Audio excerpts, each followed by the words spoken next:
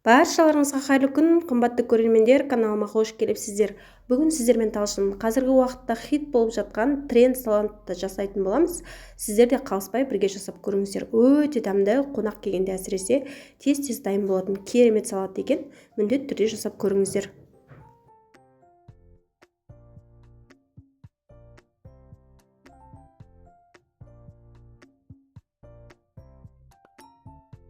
Салатымызды тез дайындауға кірісеміз. Ең алдымен 2 дана қияр, 2 дана қызанағымызды осылай жақсылап жуып аламыз және осы уақыт аралығында суға жұмыртқа қайнатып қойған болатынбыз. Жұмыртқамыз піскен екен, енді салқын суға салып, жұмыртқамызды ашып дайындап аламыз.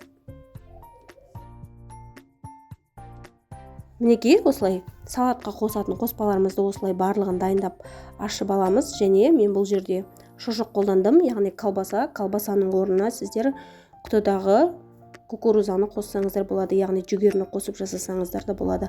Енді салатымызды осылай жинақтайтын боламыз.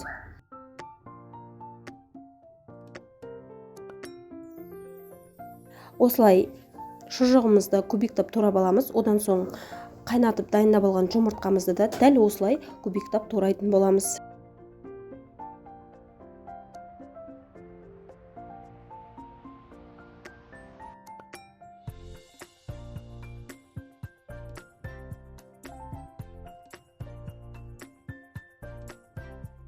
Және ары қарай қызанағымызды да осылай кубиктап турап дайындап алатын боламыз. Егер сіздер салатты молырақ жасайтын болсаңыздар, салаттың құрамындағы заттарды да көбірек етіп алып жасай беретін боласыздар. Өте тойымды, өте керемет болып шығады екен. Міндетті түрде жасап көріңіздер. Менің парақшамды жоғалтып алмас үшін каналыма тіркеліп қоюды ұмытпаңыздар.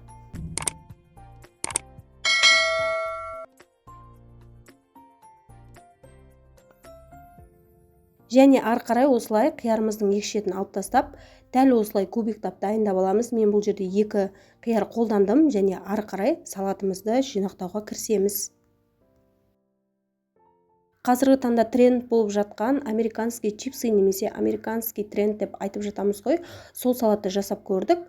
Ал ендеше бірге жинақтайық. Кез келген чипсы түрін алып аламыз. Осылай мен бұл жерде зеленый лук деген түрін алдым. Осылай жақсылап қолымызбен сыртынан ұсақтап аламыз. Одан соң турап алған шұжығымызды саламыз және үстінен қызанағымызды және жұмыртқамызды және қиярымызды салатын боламыз.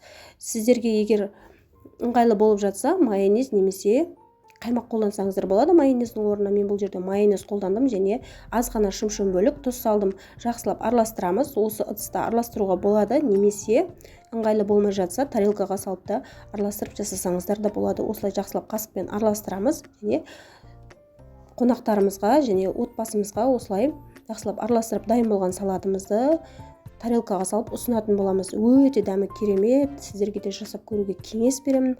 Менің каналымды жоғалтып алмас үшін каналыма тіркеліп қоюды ұмытпаңыздар. Әлі де көптеген тренд видеоларды сіздермен бірге бөлісетін боламын. Әсіресе асығыс кезде, қонақтар келіп қалған кезде тез дайын болатын салат түрі екен. Міндетті түрде жасап көріңіздер. Сіздермен болған талшын. Келесі видеода кездескенше астарыңыз дәмді болсын.